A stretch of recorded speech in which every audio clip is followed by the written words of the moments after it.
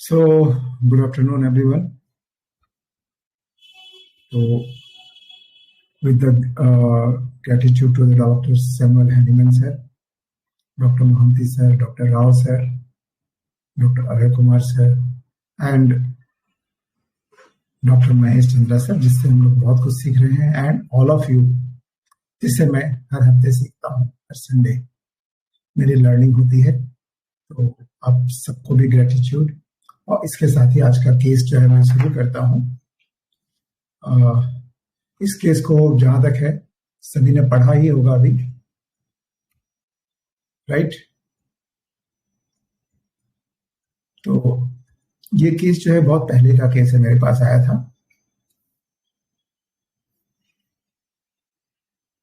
और इसने जैसे आई, इसने ना आने के साथ साथ ये बैठी और इसने अपना बीमारी के बारे में डायरेक्ट बताना शुरू किया था। तो मेरा जो फर्स्ट प्रिस्क्रिप्शन है वो किसी ने क्रैक भी किया है, लेकिन उसने काम नहीं किया था। जो सेकेंड प्रिस्क्रिप्शन है वो अभी तक नहीं आया, तो आप थोड़ा ट्राई करेंगे अलग। तो ये जो है 21 साल की फीमेल है, और आने के साथ ये बैठे, और बैठने के साथ ही इसने इंस्टेंटली स्टार्ट कर दिया बोलना कि एक्चुअली आई हैव अस्थमा। उसके लिए टैबलेट वगैरह भी लेती हूँ, इनहेलर टैबलेट्स तो ले रही हूँ ना, बट ना कुछ इंप्रूवमेंट नहीं हो रहा है। तो मैंने बोला काफी समय से है ना, तो कितने साल हो गए? तो 6-7 ईयर्स हो गए। टैबलेट से रिलीफ मिलता है पर टेम्पोररी होता है, ज्यादा आराम टैबलेट से नहीं मिलता। तो और वीक भी हो गई हूं उसकी वजह से। गर्मी के दिनों में 7-8 घंटे आराम मिलता है और फिर से प्रॉब्लम स्टार्ट हो जाता है। अंदर से कमजोरी सी हो गई है। 5 साल हो गया टैबलेट लेते हुए, अभी 1 साल से इनहेलर चालू किया है। हफ्ते भर से इन्होंने इनहेलर को चालू किया है। अब इधर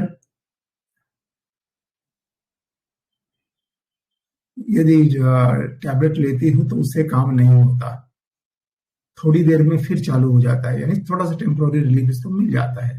मैंने इसके नाम वगैरह, एड्रेस वगैरह पूछे। फिर मैंने पूछा कि 6-7 साल पहले ये प्रॉब्लम किस तरह शुरू हुई। तो पेशेंट ने बोला पहले 1-2 बार इनहेलर लिया था। उसने ऐसे आंसर शुरू किया। बीच में फिर अटेंडेंट जो थे उसके साथ में, उसने कहा फैमिली रिलेटिव्स में भी है। तो पेशेंट ने भी इसको कंफर्म किया कि हाँ, हमारे जो फीमेल जो लेडीज हैं उसके अंदर जो है फीमेल साइड में बहुत ज्यादा है, महिलाओं के साइड में बहुत ज्यादा है। पहले 1-2 बार हुआ था तो टैबलेट लिया था, उसके बाद कंटिन्यू होने लगा, तो टैबलेट वगैरह कंटिन्यू लेने लगी। और अंदर जो है कफ बनता रहता है। तो फिर मैंने पूछा मेरे पास कैसे आई, तो मुझे बताया किसी ने कि आपके पास दिखाई है, सजेस्ट किया आपके बारे में। वो मैंने पूछा कि अच्छा, सजेस्ट कब किया आपको? तो 1-2 दिन पहले मैंने खुद पूछा था, तो उन्होंने बताया कि आपसे जाके मिलो। तो मैंने जब उन्होंने सजेस्ट किया तो आपके मन में क्या विचार आया, क्या सोचकर आप आई? तो एक्चुअली हॉस्पिटल में और बहुत सारे डॉक्टर को दिखा चुकी हूँ, पर अब होम्योपैथिक डॉक्टर को दिखाना था, इसलिए मैंने पूछा कि होम्योपैथिक डॉक्टर को दिखाना है। तो होम्योपैथिक डॉक्टर को दिखाने के पीछे रीजन क्या था? तो अकेले तो उन्होंने बोला कि एक तो मुझे टैबलेट नहीं लेनी थी, मतलब डॉक्टर्स को दिखा रही हूँ, कई डॉक्टर को दिखाया, और लेकिन जो भी डॉक्टर को दिखाते हैं वो वही टैबलेट और इनहेलर देते हैं। कोर्स वगैरह करते हैं तब तक ठीक रहता है, उसके बाद वापस सेम हो जाता है। तो मुझे टैबलेट नहीं लेनी थी अब। तो मैंने पूछा क्यों? तो अटेंडेंट ने ही बीच में टोक दिया कि इसका परमानेंट इलाज ढूंढना है। तो मैंने फिर पेशेंट से पूछा कि आप बताइए आपके मन में क्या चल रहा है, ठीक है? लेकिन टैबलेट लेने से वीकनेस आती है, फील होता है कि काफी समय से ले रही हूं ना, अंदर बहुत इफेक्ट करता है, इसलिए नहीं लेना। और इसके अलावा और कोई दिक्कत? मेजर प्रॉब्लम बस यही है, जाड़े में आपको ज्यादा तकलीफ होती है ना, पूछा मैंने कि हाँ। फिर उसने पूछा जाड़े में मतलब, उसने मेरे लिप्स को ऐसे किया उसने, जो कुछ समझ में नहीं आया, लेकिन तुरंत किया और फिर तुरंत नॉर्मल आ गए। तो मैंने ठंड में, हाँ ठंड में भी होती है और गर्मी में भी रहती है। कोल्ड आइसक्रीम वगैरह नहीं खाती हूँ, फिर भी मेरी प्रॉब्लम रहती है, यानी गर्मियों में भी प्रॉब्लम रहती है, जबकि काफी प्रिकॉशन रख के चलती है। तो इसको लेकर मन में कुछ चलता है, कोई थॉट्स चलते हैं कि यह ठीक होगा नहीं होगा, क्योंकि 5 6 7 साल से हो गया ना आपको, काफी लंबा समय हो गया। तो कई बार पेशेंट तो फ्रस्ट्रेटेड हो जाते हैं ना, हो देते हैं। तो पेशेंट ने बोला कि मुझे लगता है कि ठीक हो सकता है, और टैबलेट वगैरह से नहीं, ठीक नहीं होगा ऐसा लगता है। उसने स्माइल किया। So this line is very important. Nature कैसा है, गुस्सा बहुत है या शांत है? तो पेशेंट ने पूरी स्माइल दी। अटेंडेंट ने कहा पहले शांत था, धीरे धीरे गुस्सा बढ़ता जा रहा है, मतलब आजकल अग्रेसिव हो गई हैं। तो पेशेंट वही ऐसे ही लाया ना, कि वही प्रॉब्लम रहती है, उसकी वजह से तो होता है, यानी जब तकलीफ होती है तो इसको ज्यादा तकलीफ, ज्यादा गुस्सा आता है। किस बात पर? कुछ ऐसा नहीं, बस गुस्सा कुछ ज्यादा आता है, रिएक्ट ज्यादा करती हूँ। मैंने बोला बाद में कोई अफसोस होता है? उसने स्माइल किया, हाँ। अटेंडेंट ने कहा कि टीचर है ना, बच्चों को पढ़ाती है, तब मुझे मालूम पड़ा कि ये टीचर है, तो घर में भी फिर वैसा ही रहती है। तो मैंने पूछा कि बच्चों को मार देती है? हाँ थोड़ा, हल्का सा उसने माउथ को कवर किया, थोड़ा, मतलब थोड़ा बहुत, ज्यादा नहीं। तो यह केस था। तो इसका फर्स्ट प्रेस्क्रिप्शन मेरा फेल कर गया, जो मैंने माइंड सिम्टम के हिसाब से सजेस्ट किया, जो मुझे समझ में आया था उस समय। क्योंकि कई बार हम लोग गलत लेते हैं ना, तो हमारी गलत रेमेडी भी आती है, रूपीज गलत होते हैं। तो फिर मैंने उसी सिम्टम्स को जब बिथॉल्कस एक्सपर्ट सिस्टम में डाला, तो उन्होंने एक दूसरी मेडिसिन सिलेक्ट की जो 2 रिपोर्ट को कवर कर रही थी। तो मैंने वो भी देके रख दिया था 6 पोटेंसी में, तो उसको लेना पड़ा था उसको। तो मैंने जब उसको आराम नहीं मिला, तो मैंने बोला एक बार क्रॉस वाली लेके देखो। तो फिर 8 को मेरे पास आई, तो बताया उसने कि पहले से कम है, लेकिन पहले 4 बार इनहेलर लेती थी, अब 2 3 बार या कभी कभी 1 बार ही लेने से हो जाता है। फिर 24/2/21 को आई मेरे पास, अब काफी कम हो गई है, जब कभी भी तकलीफ होती है तो एस्वेस लेने से ठीक हो गया। शायद 1 2 बार उसको तकलीफ हुई थी, पर 1 2 बार लेना भी पड़ा, मैंने एकदम से इनहेलर नहीं लेना पड़ा ऐसा नहीं, 1 2 बार लेना पड़ा, बाकी उस रेमेडी से काम हो गया था। फिर वो काफी लंबे गैप से आई, 5 6 महीना, 8 नहीं 8 9 महीने, करीब करीब 8 महीने के गैप से आई। तो उसने बताया कि इतने दिनों तक तो बिल्कुल ठीक था, अब जब से थोड़ी सी ठंड हुई है, फिर से थोड़ी सी प्रॉब्लम शुरू हो गई है। मैंने same medicine they the and she was okay by that. So this is the case. अब क्या हो सकता है आप बताइए, एनालिसिस बताइए, फिर हम लोग थोड़ा सा जल्दी करेंगे।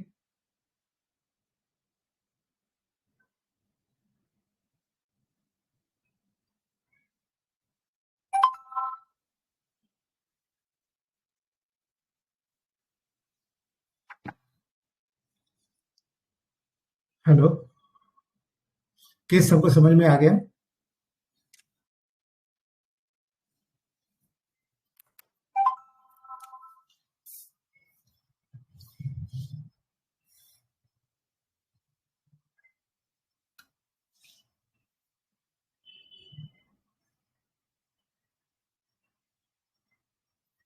आज डॉक्टर मोहम्मदी से शुरू करते हैं, बहुत फास्ट एनालिसिस करती हैं।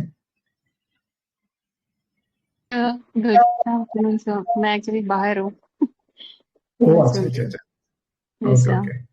सॉरी। हाँ नहीं तो आपकी आवाज सबसे पहले आती है। आपकी दैट्स अ वजह से रीजन। मैं आज थोड़ा बाजू बाजू से उड़ गया। अच्छा अच्छा, ना ऐसा। ना फिर तो दिक्कत हो जाएगी। वो लोग बोलेंगे देखो क्या कर रही है। ठीक है। और और कोई।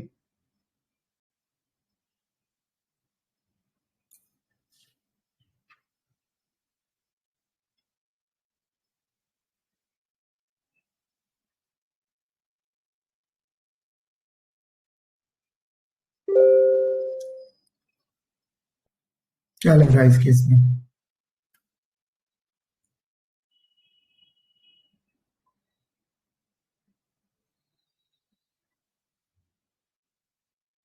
चलिए थोड़ा सा हम लोग डिस्कस करते हैं तो इजी समझ में आ जाएगा। इस केस में जैसे देखा ना, वो आने के साथ साथ उसमें शुरू हो गई, है ना? उसने वेट भी नहीं किया और तुरंत आया और बैठा। नॉर्मली लोग थोड़ा सा नमस्ते वगैरह करते हैं, लेकिन बहुत ही प्लीजेंट, बहुत ही माइल्ड है ना। तो उसको देख के क्या फील हो रहा है आप लोगों को।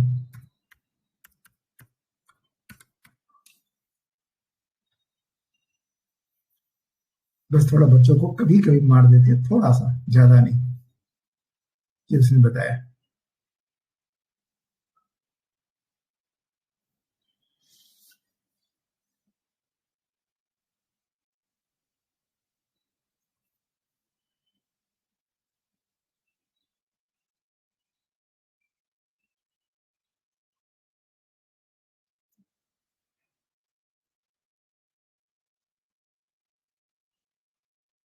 क्या बात है, आज बहुत साइलेंस है।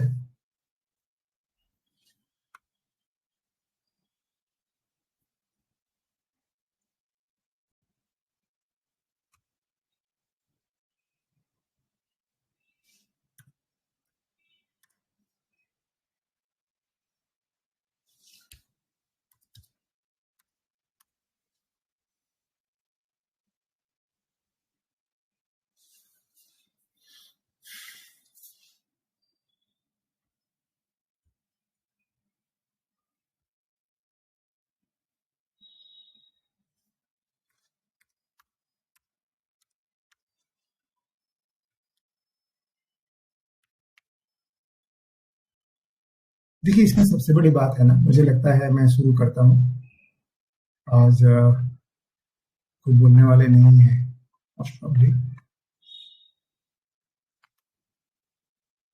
कोई बताएंगे, अपना एनालिसिस देंगे। हेलो।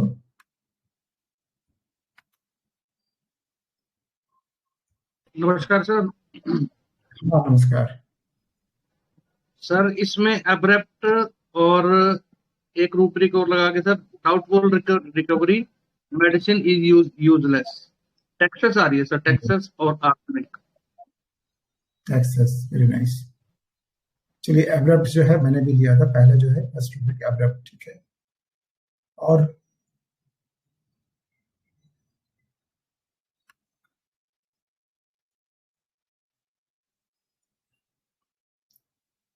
अच्छा, और कुछ।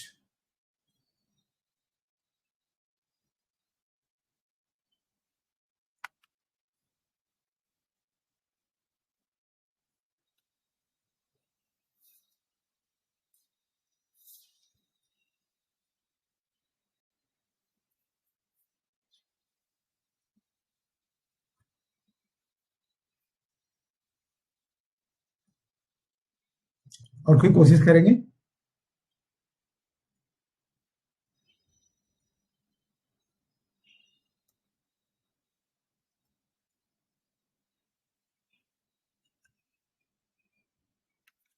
चलिए तो डिस्क्लोज करते हैं। आज मुझे लगता है सभी साइलेंट हो गए हैं।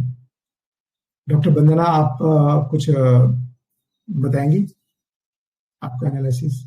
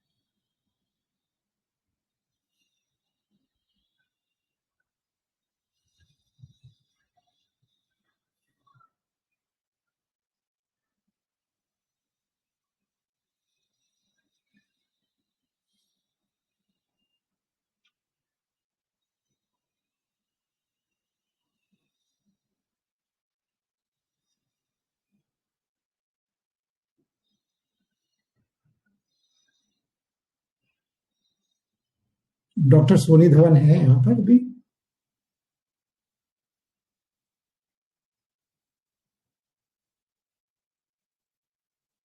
चलिए, तो मेरा जो पहला प्रिस्क्रिप्शन था वो हिपरसेल था, क्योंकि कुछ तो एब्रप्ट थे, एकदम अचानक शुरू हो गए। दूसरा चेंज डिजायर फॉर, अब वो चेंज करना चाहती है, स्विच ऑफ करना चाहती है अपने ट्रीटमेंट से, जो ट्रीटमेंट वो ले रही है, क्योंकि उसने 6-7 साल तक दवाई ली है और देखा है, अच्छे अच्छे डॉक्टर को दिखाया, हॉस्पिटल में दिखाया है, तो जब तक दवाई लेते रहते हैं तो ठीक रहता है। तो इसलिए क्लियरली समझ में आ गया है कि ये बीमारी उसे ठीक होने वाली नहीं है। तो उसने जैसे ही किसी ने बताया मेरे बारे में, तुरंत आ गई वो। तो change desire for, quick to act, है ना, और एब्रप्ट, तीनों मिला के हमारे पास लगता है 2-3 रेमेडी आएंगी।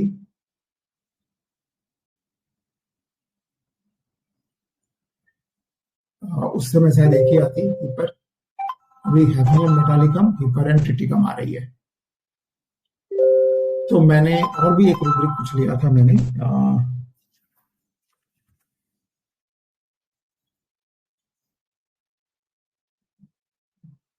क्विक टू एक्ट लिया था, चेंज डिजायर लिया था, ऑब्जेक्टिव रीजनेबल लिया था, and emotional irritability, chill during लिया था मैंने। तो इसमें से हिपरसेल सभी कवर कर रही थी, 2 रूब्रिक कवर कर रही थी कॉफिया। तो जब मैंने बिथोल्कस एक्सपर्ट सिस्टम में डाला तो कॉफिया रुक गई, एंड कॉफिया से ये इसकी जो है खांसी गई, ये सारी ये अस्थमा की प्रॉब्लम ठीक हुई थी। तो इसको थोड़ा समझते हैं कॉफिया का। तो मैंने सोचा कि भाई जब ये मेरे पढ़ा तो मैंने देखा कि कॉफिया कैसी आई, थोड़ा देखते हैं, क्योंकि कॉफिया से ठीक हुआ तो कुछ माइंड सिम्टम भी होने चाहिए। तो पहले जैसे चेंज डिजायर में नहीं थी ये रेमेडी, ठीक है।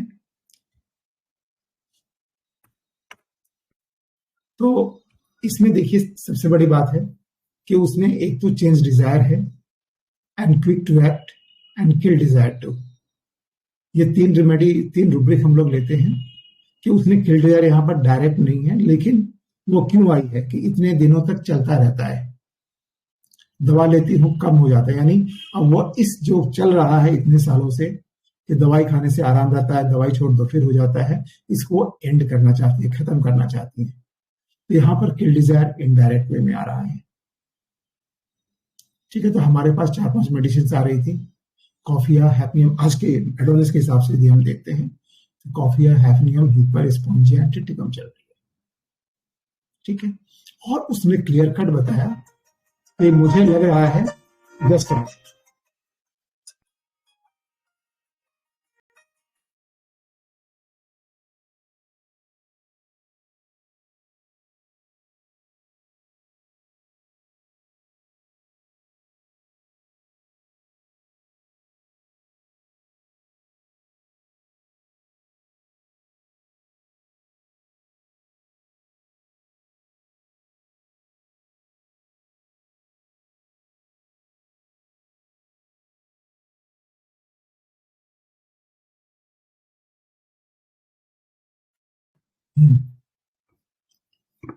तो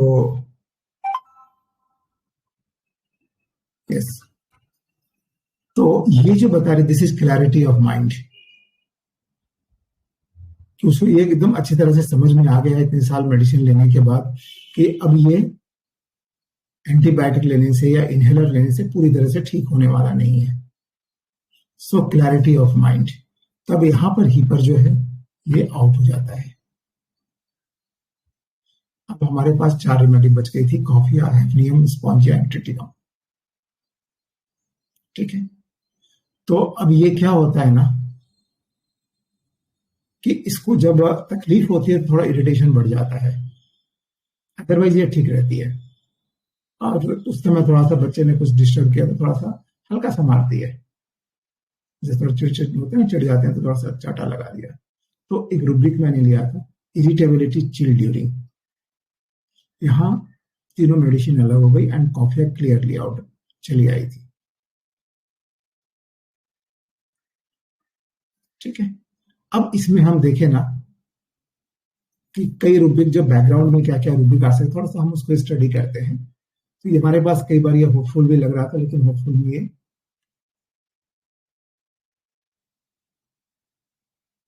नहीं डाली गई थी। दूसरा है, इसमें बहुत ज्यादा वीकनेस सा लग रहा है ना, तो कॉफिया में एक होता है कि वीकनेस बहुत ज्यादा लगती है, वेरीनेस सेंसेशन बहुत ज्यादा होता है, कमजोरी बहुत ज्यादा महसूस होती है। And carry desire to be carried, वो कैरी होना चाहती है, because allopathy is unable to carry him.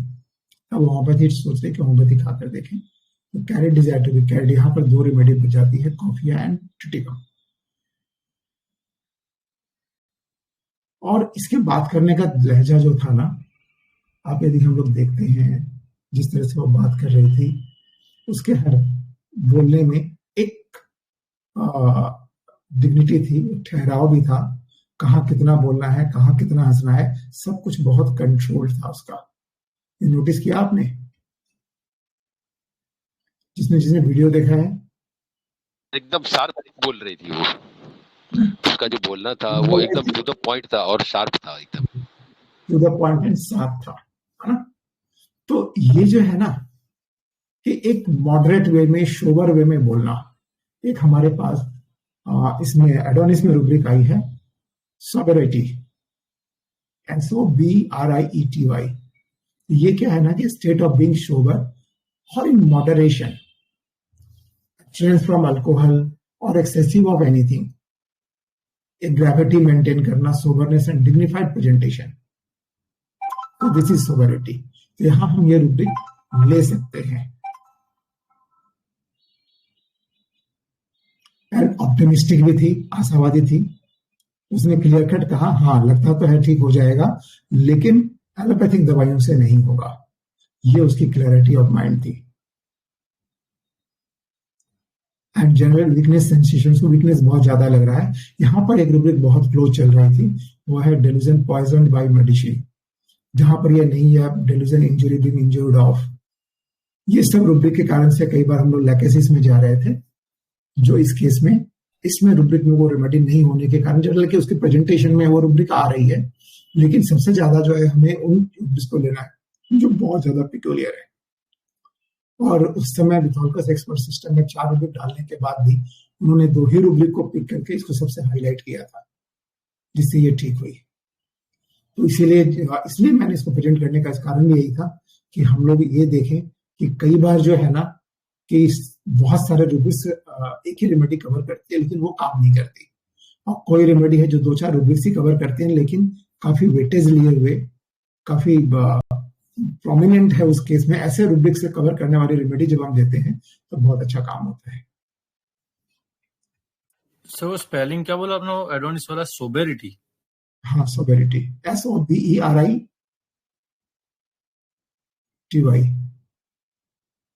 तो इसमें जो मैंने जो रूब्रिक्स लिया था, इसमें जो SOBERITY, हाँ और आई, हाँ, SOBERITY।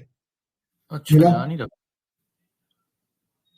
एक बार मैं फिर से कंफर्म करता हूँ। सोबरनेस है सर, SOBRIETY। अच्छा, ये सर बहुत पंगा रहता है ना स्पेलिंग्स का, बहुत गड़बड़।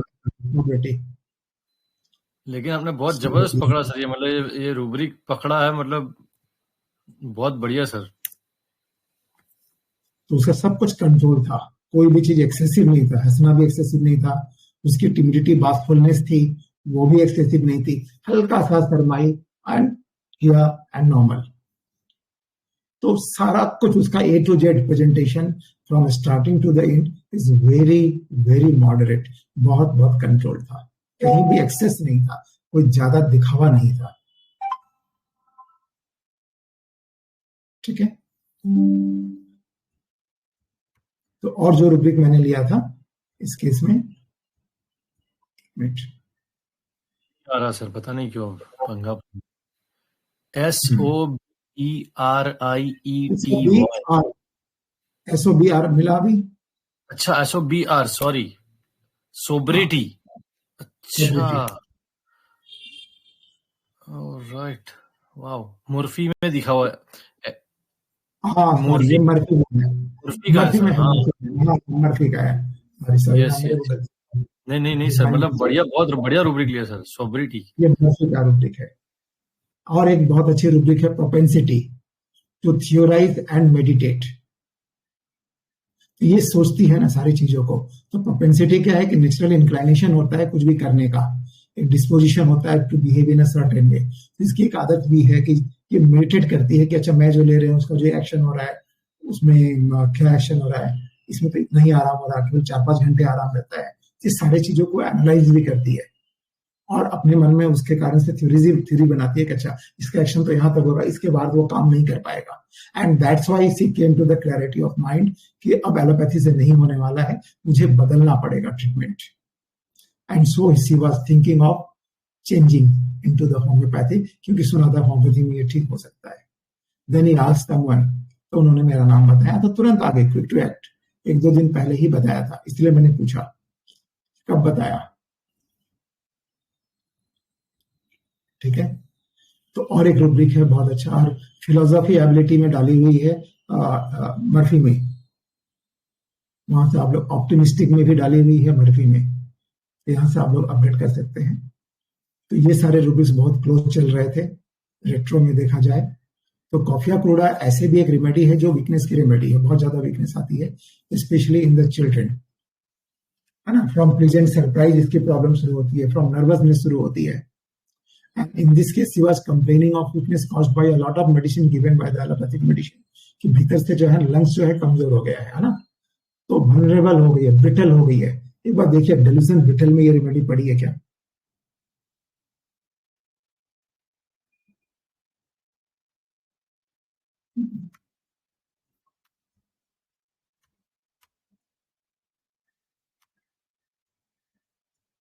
तो शायद पढ़िएगी नहीं, पता नहीं।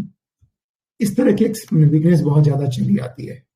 एडवांस में नहीं है सर, लेकिन मोर्फी में शायद हो सकती है, देखता हूँ। मोस्ट प्रोबेबली कहीं ना कहीं है ये। मोर्फी में भी नहीं है, एडोनिस में भी नहीं है। डिल्यूजन ब्रिटल कह रहे हो ना आप सिर्फ? ऐसा कुछ रूब्रिक ब्रिटल से रिलेटेड कोई रूब्रिक है क्या इसमें? अच्छा, अकेला ब्रिटल देखना है क्या? देखिए एक बार सर्च करके देख लीजिए आप, तक मैं देखता हूँ। देखता हूँ सर, एक सेकंड। मोस्ट प्रोबेबली है कहीं जो ब्रिटलनेस में हो सकती है ना, क्योंकि कॉफिया चूर हो जाती है ना, चूर चूर, तो शायद उसके कारण हो सकता है ब्रिटलनेस में। हाँ, ये साइकोलॉजिकली मानसिक तौर पर ना ये बहुत ज्यादा मतलब सेंस क्या बोलते हैं इसको, सेंसिटिव रेमेडी है। बहुत प्यारी रेमेडी भी है, बहुत अच्छे लोगों से लगाव भी है, अफेक्शनेट भी है, सब कुछ करती है। यहाँ तक कि दूसरों के लिए अपने जिद को छोड़ देती है, अपने को सेक्रीफाइस कर देती है, ऐसी रेमेडी है ये। तो लेकिन ये टूट भी बहुत जल्दी जाती है, तो मानसिक रूप से बहुत ज्यादा वल्नरेबल रेमेडी है कॉफिया। यहाँ पर स्पॉन्जिया भी बहुत क्लोज चल रही थी कि दोनों रेमेडी जो थी ना, क्विक टू एक्ट, क्लैरिटी, दोनों के चारों रेमेडी ही almost quick to act, clarity of mind, kill desire, triticum vulgaris, hafnium metallicum भी साथ साथ चल रहा था। तो यूजुअली स्पॉन्जिया जो है इसका व्यवहार इतना ज्यादा डिग्निफाइड मैनर का नहीं होता, इतना ज्यादा कंट्रोल्ड नहीं होता, कहीं ना कहीं वो आउट ऑफ कंट्रोल होती है। ठीक है, और इसको गुस्से में एकदम तुरंत चाटा लगा देने वाली बात बहुत ज्यादा आती है। ये मारती है बच्चों को, लेकिन थोड़ा सा उसको भी इसमें कितने प्यार से बोला है, थोड़ा इरिटेबिलिटी चेरिटी। जो प्रॉब्लम होती है जब उसके दिमाग काम नहीं करता, वो ठंडा हो जाता है, थोड़ा सा कंट्रोल नहीं रहता, फिर बाद में थोड़ा अफसोस होता है उसको। हैफनियम मेटालिकम भी बहुत क्लोज चल रही थी, बहुत सारी सिमिलरिटीज है दोनों में, कॉफिया क्रूड और हैफनियम में। दोनों ही एक्टिविटी डिजायर्स एक्टिविटी में है, दोनों ही फिक्सनेट है, दोनों में ही एंगर ऑल्ट विद चीयरफुलनेस है, दोनों में ही बहुत क्लोज चल रही है।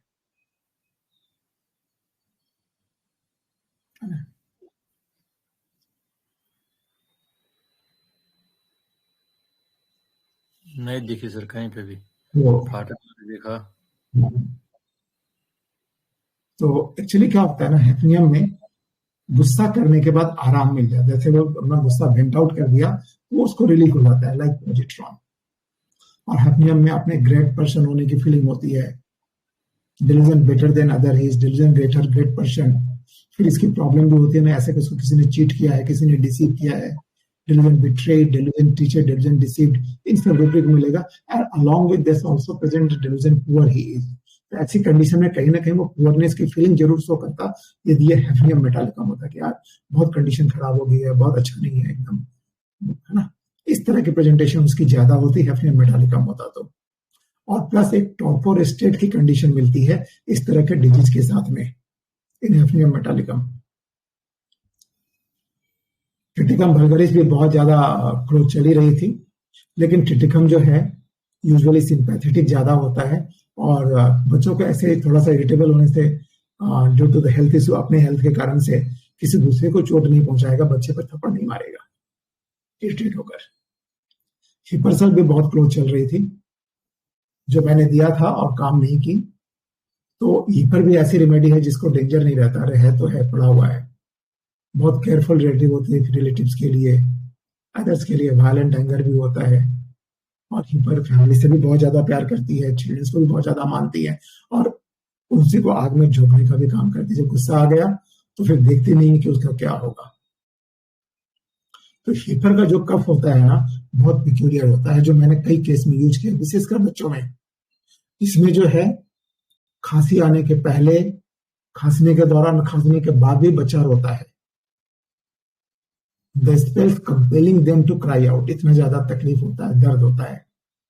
और एक बहुत बहुत इंपॉर्टेंट है, किसी भी केस में यदि बच्चा सुस्त हो गया या एनीवन खांसते खांसते सुस्ती आ जाती है, एकदम डल हो गया है, तो आप उस समय कंफर्म हिपर सल्फ देना काम करेगा ही करेगा। मैंने आज तक बहुत सारे केसेस में दिया है। डलनेस कफ ड्यूरिंग ऐसे एक रूब्रिक है, और हिपर ने बहुत अच्छा काम किया है। और एक बहुत अच्छा रूब्रिक है हिपर का, जैसे ही आंखें बंद करते हैं खांसी शुरू हो जाती है, या थोड़ी सी भी ठंड लग गई, थोड़ा सी कहीं खिड़की खुली है, या थोड़ा हाथ भी ठंडे पानी में दे दिया, पानी पीने के ठंडे ग्लास भी पकड़ लिया, तो उसे खांसी शुरू हो जाती है। तो ये सारी चीजें हिपर में बहुत ज्यादा रहती हैं। तो यहां से हिपर कट रहा था, जो मैंने पहली बार उसको नहीं नजरअंदाज किया था और हिपर दिया था। मैंने रूब्रिक से तो मिल रहा था, दे दो। So that was the reason hepar fail. और कॉफिया क्यों काम किया ये आप लोगों के समझ में आया होगा अभी, और वंडरफुल रिजल्ट मिला इतना फास्ट, कई सालों की बीमारी। So this is the magic of सिंगलिमम। लेकिन उस समय मैंने यदि मिथॉलकस एक्सपर्ट सिस्टम से नहीं लिया होता तो मैं शायद इस केस को क्योर नहीं कर पाता, क्योंकि बहुत सारे रूब्रिक्स में आज वो रेमेडी ऐड हुई है, उस समय ऐड नहीं थी। So thank you everyone. किसी भी क्वेश्चन है? वीडियो लंबा है क्या? ना, बहुत लंबा तो नहीं है, क्योंकि मैं तो बहुत लेट देखा क्या आपने चलाया तो था मैंने, वो 10 का देखने का था, बहुत लेट ज्वाइन। अच्छा अच्छा। एक साइड और भी वेबिनार था, इसका ध्यान नहीं, मतलब ये देखा नहीं सुबह में कितने बजे है, क्योंकि वो दूसरा वो वेबिनार ही चल रहा था HHF वाला। तो अच्छा अच्छा अच्छा।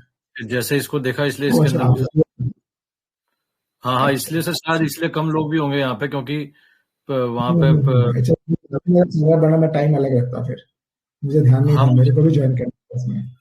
हाँ नहीं, मैं तो कह तो रहा हूँ, मुझे इसका पता नहीं था अपना, क्योंकि लास्ट संडे शायद नहीं हुआ था ना हमारे यहाँ पे, लास्ट संडे, तो मैंने इसका भी ध्यान नहीं दिया इसका सुबह से, क्योंकि वो सुबह आज अर्ली था ना उनका, वो उन लोगों का। अच्छा, मेरे भी ध्यान में नहीं था, मैं रजिस्टर करता हूँ लेकिन बताओ। अच्छा अच्छा अच्छा अच्छा। पहले कार्सिनोसिन उन्होंने पढ़ाया, मतलब पहला केस था कार्सिनोसिन का, था एक बंदे का, बिजनेसमैन। अब रिकॉर्डिंग में आ जाएगा तो प्रॉब्लम तो नहीं? नहीं, बाद में करते हैं इसको, रिकॉर्डिंग ठीक है। So thank you everyone. Thank you sir, gratitude sir, thank you.